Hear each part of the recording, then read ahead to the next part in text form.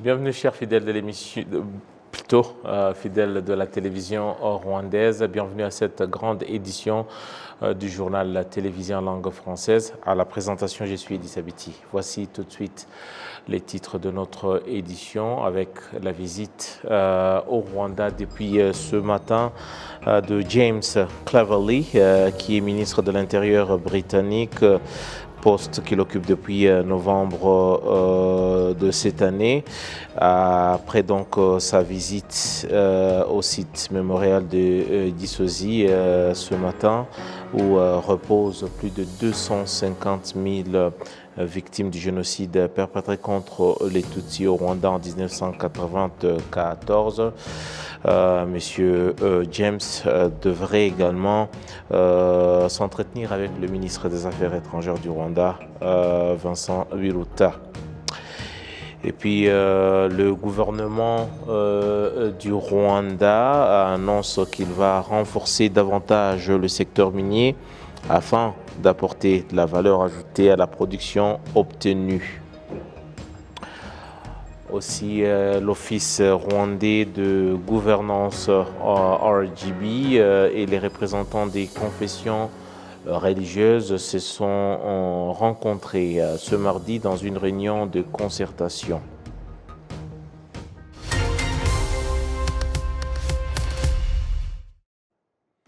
Encore une fois de plus, bienvenue à cette édition du journal.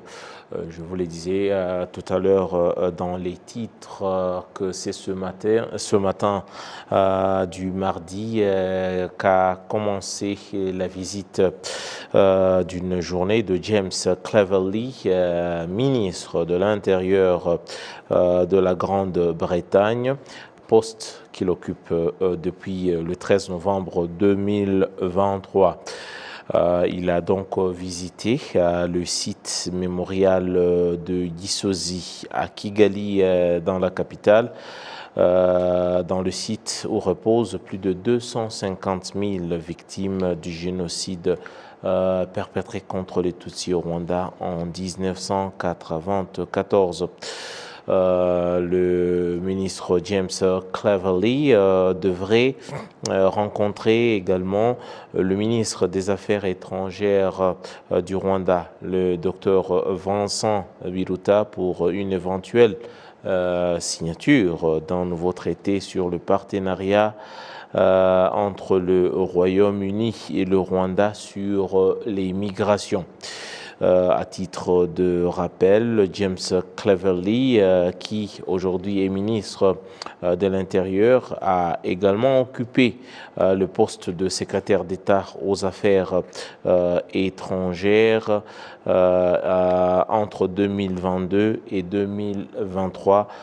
Toujours dans le gouvernement du Premier ministre Rishi Sunak. Parlons bonne gouvernance actuellement, avec notamment l'Office rwandais de gouvernance RGB qui a eu une réunion de concertation ce mardi avec les confessions religieuses, une réunion qui vise à trouver des solutions aux problèmes qui minent les confessions religieuses au Rwanda, et surtout il a également examiné la collaboration avec certains organes étatiques avec ces confessions religieuses. Excusez-moi, certains représentants des confessions religieuses estiment quant à eux qu'ils entretiennent de bonnes relations avec les hautes instances du pays, mais qu'au niveau des entités administratives de base, il reste encore des améliorations à faire, notamment en ce qui concerne des mesures qui sont prises précipitamment et qui les affectent. À titre illustratif, ils disent que les lieux de culte sont parfois fermés et les raisons ne leur sont pas communiquées. La directrice générale de Rwanda Revenue Authority, de l'Office rwandais des gouvernances, le docteur Usta Kayitesi, a exhorté les représentants des confessions religieuses à trouver des solutions aux problèmes qu'ont prête les confessions religieuses suite au mauvais comportement de certains de leurs fidèles à travers les réseaux sociaux. Changeons d'angle à présent avec le gouvernement du Rwanda qui annonce qu'il va renforcer davantage le secteur minier au Rwanda afin de permettre à ce secteur d'apporter davantage de la valeur ajoutée à la production obtenue. L'on a donc par ailleurs découvert récemment au Rwanda le lithium dont l'extraction a déjà commencé.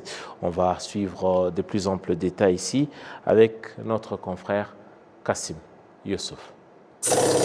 Le lithium est notamment utilisé pour fabriquer des piles électriques et batteries d'accumulateurs rechargeables ou à haute tension par l'industrie du verre et des céramiques techniques.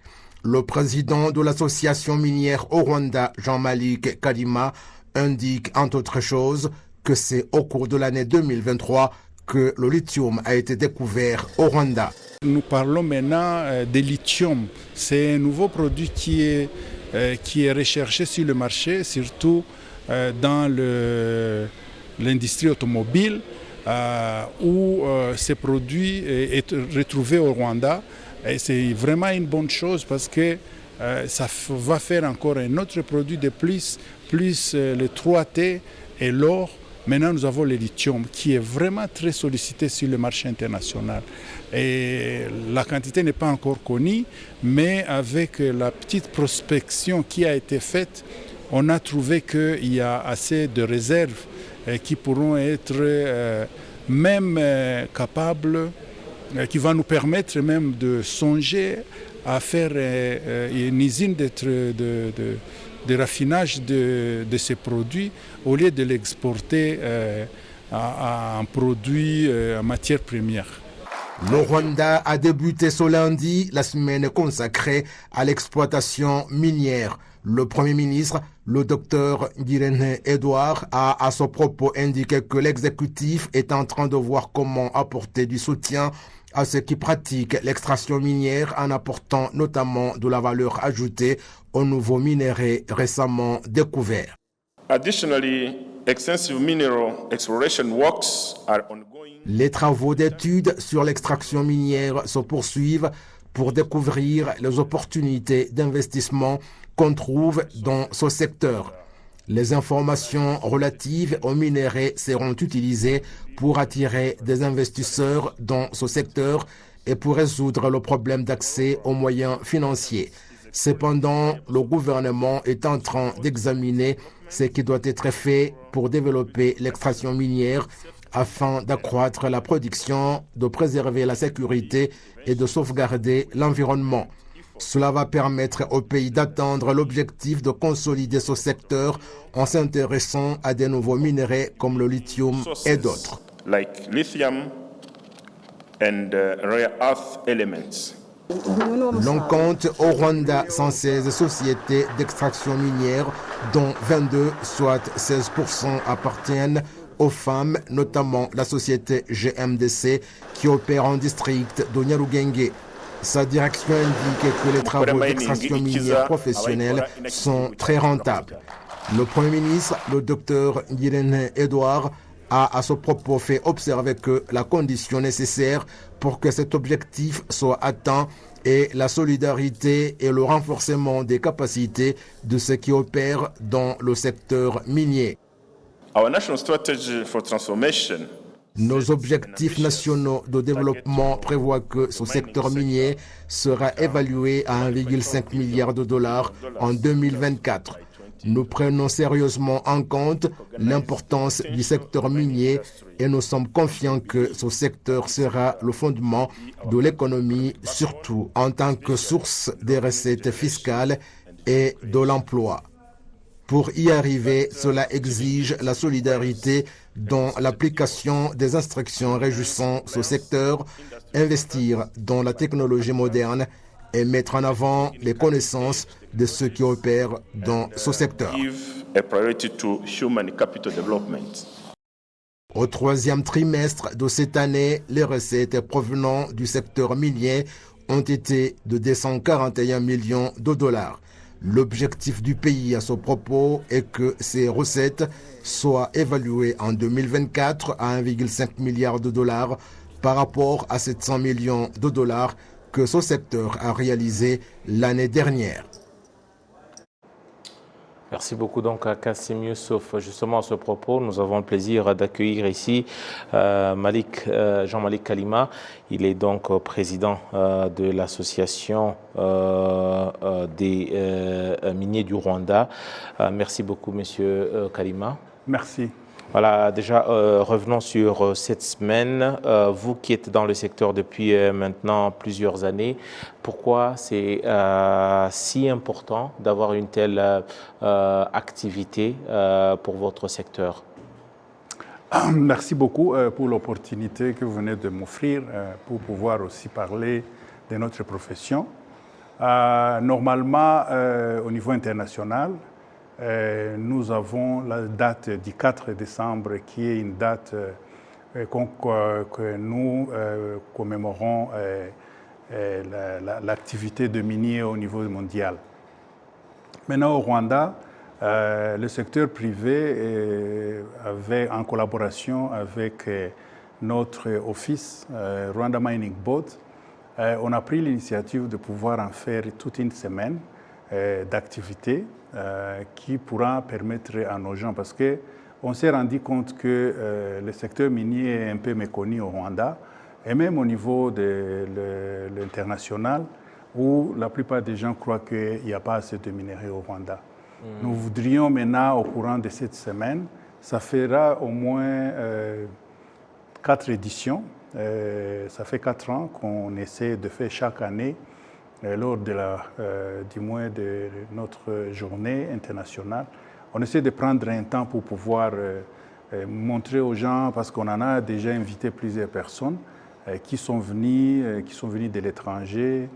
Nous avons plusieurs activités, on visite, il y a des colloques au niveau de l'université, là où nous avons une faculté de mine et géologie. Nous avons aussi certaines présentations au niveau de la IPRC. Et on a aussi organisé un tournoi de football de miniers où on aura à voir la finale demain. Donc, dans cette semaine, on a plusieurs activités. Voilà, c'est plusieurs activités, ça se voit, de vous qui êtes dans le métier, ceux-là qui sont encore sur le banc de l'école, mais également le côté social. Vous avez parlé de l'organisation d'un tournoi de football. Ouais. Mais maintenant, lorsqu'on revient aujourd'hui, de manière palpable aujourd'hui, quel est votre apport à l'économie du pays sur l'assiette ou sur la table nationale? Combien vous pèsez sur, par exemple, le produit intérieur brut? Vous parlez du produit intérieur brut, mais nous parlons aussi de l'export, parce que quand on parle de l'export, il y a sur la rentrée des devises. Des devises, voilà. En premier, nous exploitons dans les différents coins du pays. Et dans chaque coin du pays, là où il y a une concession ou bien il y a une activité minière, nous avons dans nos contrats que nous signons avec le gouvernement, et pour avoir la licence, nous avons des responsabilités que nous devons assumer dans le cadre de Social Responsibility Corporate, où on demande à chaque minier de pouvoir participer dans les activités de là où il travaille. En premier, il y a l'offre du travail. En deuxième, il y a les activités aux alentours où quand il y a l'argent.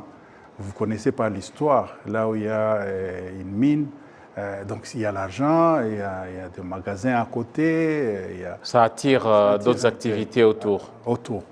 Ça, c'est au niveau local.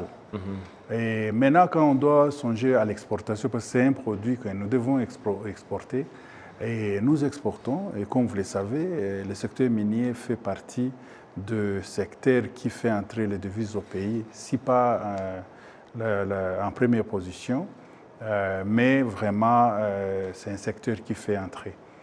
Et la bonne chose que nous apportons maintenant sur l'assiette, c'est qu'avec le temps, les gens commencent à comprendre, les Rwandais commencent à s'y donner et à investir.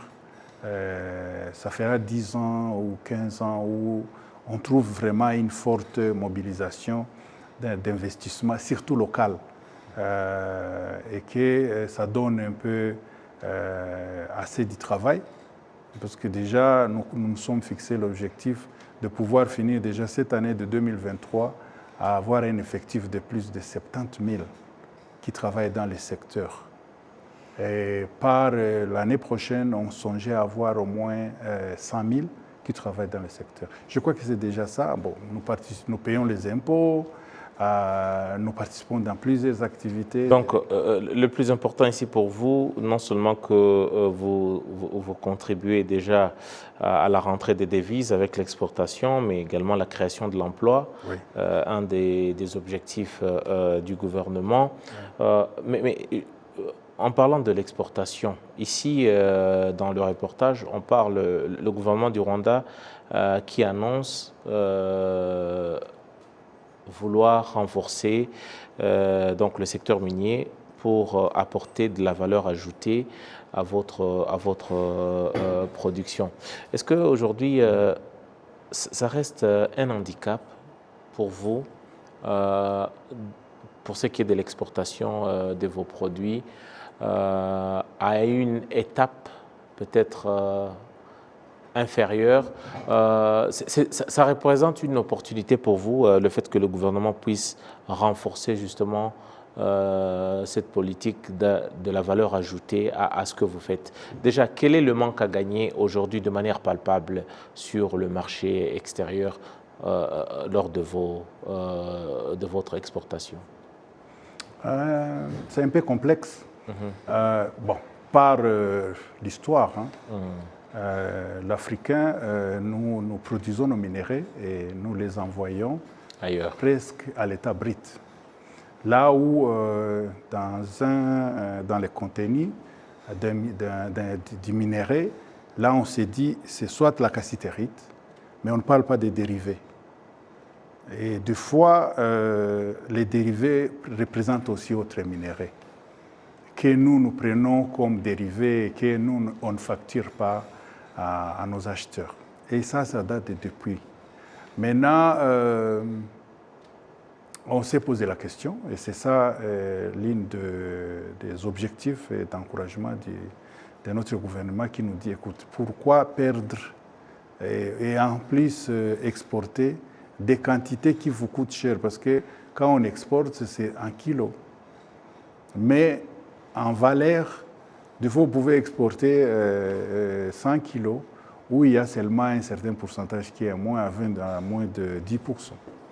Alors, nous sommes en train de voir comment est-ce qu'on peut ajouter la valeur de nos produits avant l'exportation. C'est déjà en cours. Ça demande aussi un investissement conséquent. Il faudrait être réaliste aussi. Ah oui, ça demande vraiment un investissement. Et ça demande, l'investissement, c'est à l'amont et à l'aval. Parce qu'il faut avoir une forte production pour pouvoir faire tourner. Il y a plusieurs choses qui interviennent. Il y a les infrastructures. Déjà, les Rwandais ont fourni l'effort pour pouvoir avoir l'électricité. Là, on est en train de négocier pour pouvoir avoir un taux qui va nous permettre de rentabiliser l'investissement. Ouais. Comme vous le savez, au Rwanda, nous produisons depuis l'époque, nous produisons la castérite. Ça, là, vous y arrivez, parce que ça, c'était ma prochaine question, mais là, j'aimerais ajouter quelque chose parce que vous y arrivez. Vous êtes dans le secteur minier depuis presque une vingtaine d'années, Monsieur Malik. Lorsque, par exemple, on dit que le Rwanda ne produit rien en termes de minerais, ça, c'est un langage qu'on entend dans la région, c'est un langage qu'on entend aussi chez certaines personnes à l'international, que le Rwanda n'a rien dans son sous-sol. Ça, c'est ce qu'on dit. Vous qui êtes dans le métier, dans le secteur minier, quand on dit le Rwanda n'a rien dans son sous-sol, vous vous sentez comment? On se sent un peu, du moins, c'est comme si on s'est moqué de nous. C'est une injure à votre personne, oui, à votre carrière? Oui, parce que, bon, écoute, moi, on est dans un secteur qui n'est pas né hier. Hein. C'est un secteur qui est né avant les années 1930. On sait bien qu'il y avait eu des sociétés. Et quand on parlait de l'exploitation minière de l'époque, et qui était la plupart faite par nos colons, là, on ne dit rien. Mais depuis que nous avons commencé, nous nous sommes engagés, et c'est là où je loue les efforts du gouvernement rwandais, parce que le gouvernement rwandais est parmi les rares pays qui a pu libéraliser le secteur minier. Parce qu'ailleurs, par l'histoire, vous allez suivre, même actuellement dans certains pays, la plupart des sociétés minières sont prises par les internationaux, les étrangers. Maintenant, les Rwandais, depuis, je crois, 2005, ils ont libéralisé. La loi a libéralisé le secteur. Le secteur. Alors, vous qui êtes président de l'association, qu'est-ce que l'association, qu'est-ce que le Rwanda, par exemple, produit principalement? Quels sont les produits aujourd'hui principalement qui sont dans le sous-sol rwandais et que vous rentabilisez? Très bien, vous avez dit rentabiliser, c'est une bonne chose parce que je me demandais comment répondre parce qu'on ne sait pas ce que nous avons dans les sous-sols. Hein. Voilà, ce que vous rentabilisez. Oui, ce que nous rentabilisons depuis longtemps là. On a commencé par la castérite et que les colons ont exploité depuis des années. Nous avons, par après, on a su que c'était selon les besoins du marché. Et puis par après, il y a eu le coltan qui est venu, qui était avant un des dérivés de la castérite. Et puis par après, il y a eu aussi le tungstène, qui est le wolframite, qu'on a beaucoup trouvé au Rwanda, surtout avec une bonne ternaire. Un produit que vous connaissez personnellement bien parce que oui, parce que c'est votre domaine de prédilection. De prédilection. Il y a aussi l'or. L'or, comme vous le savez, je ne sais pas, vous étiez encore trop jeune, on parlait de l'or, et quand on parlait du commerce de l'or, celui qui le faisait, sans être dans les circuits des colons, on le prenait pour un criminel. Mais aujourd'hui, l'or est libéralisé. Si vous avez votre or, vous vendez à tout passant. Il y a des facilités qui sont données. Alors, dans le Rwanda, nous avons la castérite, nous avons le tungstène, nous avons le coltan, qu'on appelle communément les 3T, et il y a l'or. Mais entre-temps, avec le temps, nous commençons à avoir d'autres produits. On a parlé par exemple de lithium, qui est un produit prisé en ce moment. Voilà. Le lithium a toujours existé, mais nous, on ne connaissait pas sa valeur. Vous en avez, vous exploitez ça au Rwanda, c'est ça, vous confirmez? Il y en a au Rwanda, oui. On confirme, parce qu'il y a eu certaines exportations qui ont été déjà faites. Ça fait plus de 2-3 ans qu'on a su que ces produits étaient recherchés sur le marché. Et le Rwanda fait partie des pays qui a prouvé. Mais nous avons aussi une chose, c'est qu'au Rwanda, quand on s'engage, on le fait. Pour terminer, la traçabilité, la question de la traçabilité. Des organisations internationales des droits de l'homme ont toujours parlé de certains produits qui ne sont pas vérifiés, dont les origines sont douteuses. Aujourd'hui, les produits made in Rwanda dans le secteur minier, la traçabilité, vous êtes en adéquation avec les normes internationales? Oui, nous avons été en première position pour vous montrer combien de fois on était engagés. Quand on a exigé cette traçabilité, depuis 2012, nous avons été en premier, où le secteur même privé a pris les devants parce qu'il n'y avait pas, c'était un mi-budget Et nous avons même contribué comme secteur à avoir des agents qui vont faire cette traçabilité. Nous sommes bien, nous faisons une bonne traçabilité jusqu'à présent. Les produits exportés du Rwanda sont tous bien tracés et ils sont bien libellés. En tout cas, merci beaucoup Malik Kalima. Je rappelle que vous êtes président donc, de l'association des miniers au Rwanda. Merci beaucoup pour ces précisions. Merci pour l'opportunité. Voilà. Poursuivons l'actualité avec l'Office rwandais de recettes, Rwanda Revenue Authority, qui aujourd'hui, une institution semi-autonome chargée d'évaluer et de percevoir et d'être responsable des impôts de taxes douanières des autres recettes spécifiées, vient de lancer une application intitulée My RRA dans le cadre de faciliter la tâche des contribuables à comprendre et surtout à respecter leurs obligations fiscales. On écoute ici les responsables de Rwanda Revenue Authority ou l'Office rwandais des recettes à propos de cette nouvelle application. C'est un système qui est un unique portail qui permet à nos concitoyens ou à nos contribuables, au lieu de devoir utiliser plusieurs points d'entrée pour atteindre leurs comptes fiscaux, ils n'auront qu'un seul point d'entrée. Et dès qu'ils auront fourni les informations nécessaires d'identification, ils pourront ainsi accéder à tous leurs comptes fiscaux et faire tout ce dont ils ont besoin pour être conformes. Pour y accéder, c'est très simple, il y a un lien qui est donné, myRRA.gov.rw. Et si vous faites cela, vous allez pouvoir accéder à la page de démarrage du système. Et sur cette page, vous allez voir qu'il y a un bouton qui vous permet de vous faire enregistrer. Vous cliquez sur le bouton et vous continuez dans la suite. Pour ceux qui ont déjà été enregistrés sur le système e-tax, concernant les taxes domestiques, comme la taxe sur le profit, la taxe sur la valeur ajoutée, ceux qui utilisaient déjà le système e-tax, ça sera beaucoup plus facile parce qu'ils n'auront qu'à utiliser les mêmes informations d'authentification qu'ils utilisaient sur ce système. Et ça sera très facile donc. Pour chaque contribuable, la situation est spécifique. Ça dépend des comptes fiscaux auxquels vous êtes enregistrés. Si vous êtes sur la taxe sur la valeur ajoutée, vous allez recevoir des informations concernant la taxe sur la valeur ajoutée.